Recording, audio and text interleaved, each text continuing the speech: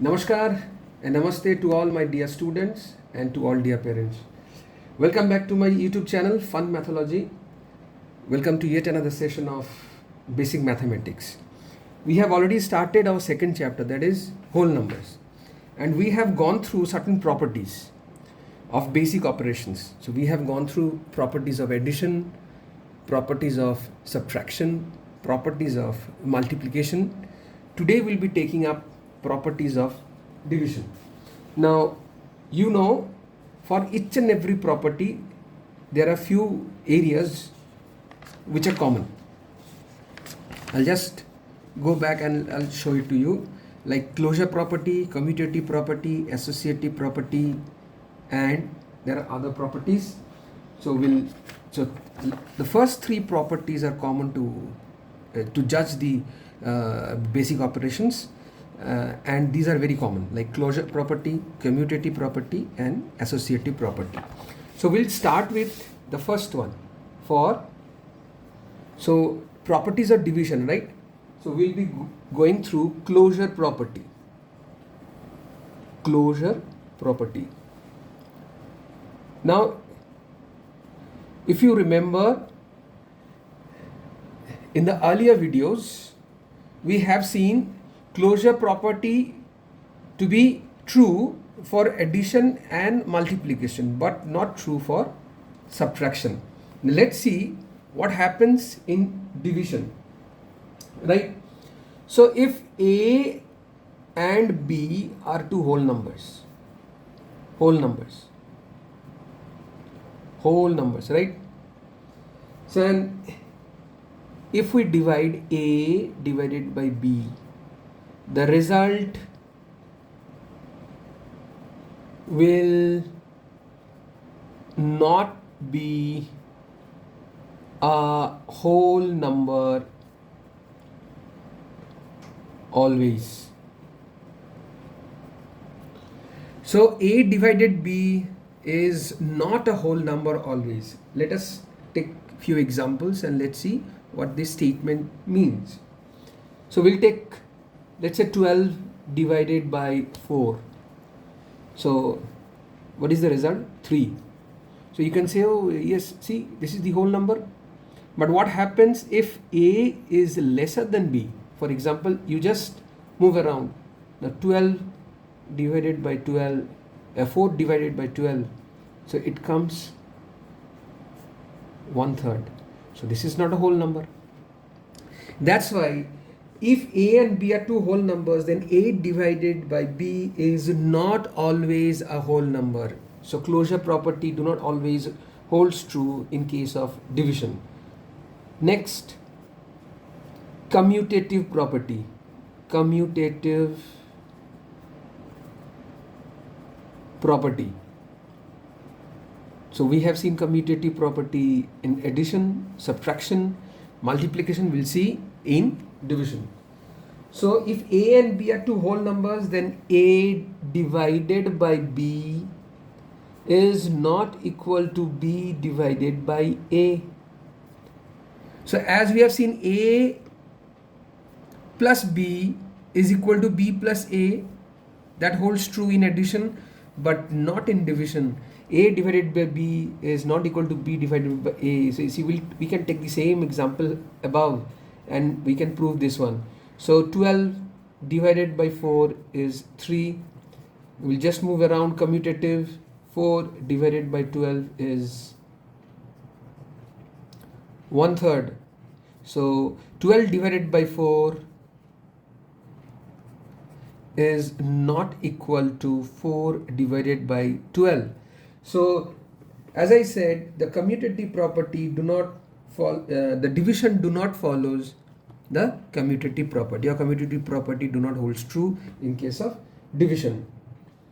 Okay, one thing you should remember, division by 0 is undefined.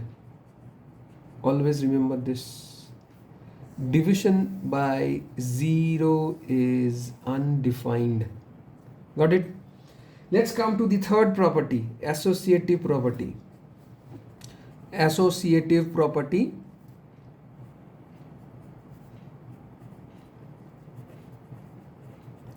So here, what will we do? We will group, as we have seen in the earlier cases of the three operations. So we can write, if A, B and C are whole numbers, A divided by B divided by C is not equal to A divided by B divided by C. So see, if the grouping changes, the result will be affected. So if A, B and C are three whole numbers, A divided by B in bracket B divided by C is not equal to in bracket A divided by B divided by C. So division does not follow associative property. So let's take an example and we'll see. So let's take A to be 12, B to be maybe 6 and C to be, let's say, 2. So let's do the left hand side. Let's do the left hand side first. So 12 divided by 6 divided by 2. So what is this? The bracket, the first bracket has to be done first according to BODMAS. So 12 divided by 6 divided by 2 is 3. The answer is 4.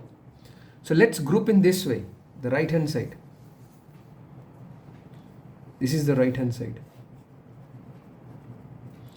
So let's group this one, 12 divided by 6 divided by 2.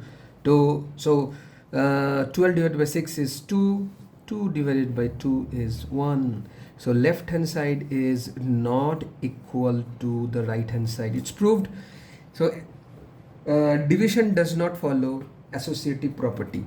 So these are the three main properties, and obviously the property of 0. So what is the property of 0? If we divide a whole number by 0, the operation is not allowed as it is meaningless. The result will be undefined. Remember it. So let's write down few special properties. Let's write down few special properties of division, right? Of division. So we'll learn a formula first. So this is a special property. Dividend. So what is a dividend? I'll let you know. Dividend, or you must have heard and read in your last class, in class 5, in class 4. But I'll just recap those concepts of dividend. So dividend is equal to divisor into quotient multiplied by plus remainder. So dividend is equal to divisor into quotient plus remainder. So let's take an example of division, right? So if I divide 12 by 5, so 5 2s are 10 minus, got it? So this is what? So this is a divisor. So this is a divisor. So I'll write it here. You might not catch it. This is divisor. So the number with which you are dividing, the number which you are dividing is dividend. Got it? So this is the quotient and this is the remainder. Got it? So what is the formula? Dividend is equal to divisor into quotient plus the remainder. Now you might be asked to find out for example, a missing element here. You might be given, like, let's say dividend is equal to 45, divisor is equal to 3, right? And quotient is equal to 15. What will be the remainder? Now this is an easy problem, right? So 315, 45, so remainder will be 0. But you can calculate the problems from this particular formula. So let's put this 45 here in the dividend section. In the divisor section, put 3. Into quotient, write 15, as we are asked to find out the remainder. So let's write remainder. So, or 45 is equal to 3 into 15 is 45 plus remainder, or remainder, if we move this 45 to this, it becomes minus. So 45 minus 45 is 0. So remainder becomes 0. It's proved. So let's go to the second property. If when a whole number is divided by 1, the answer is the number itself. So here the identity is also 1, like in multiplicative identity 1. If you multiply a whole number by 1, the number remains itself. Here is also the same. If a is divided by 1, a remains as a. Okay, let's see. If we divide by 0, as we have seen, division by 0 is meaningless.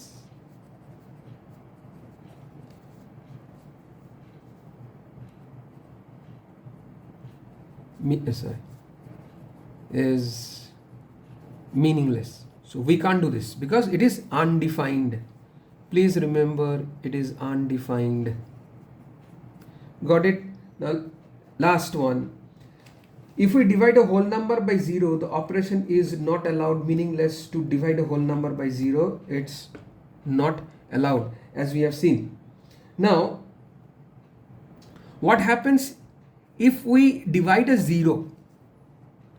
Division of a 0 by any number is allowed.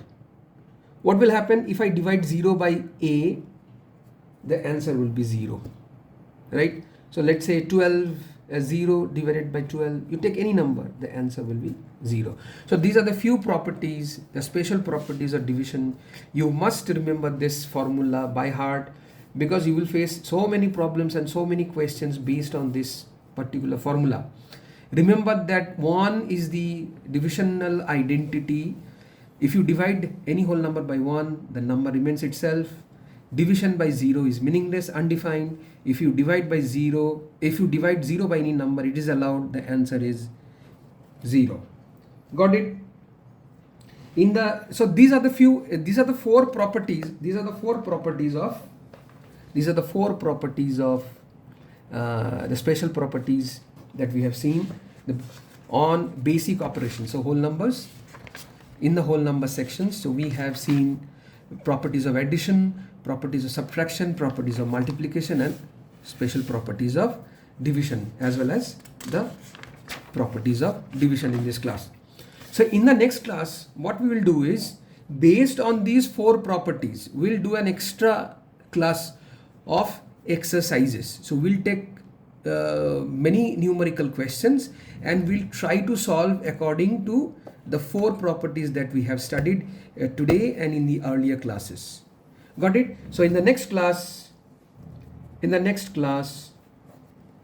we will do numericals.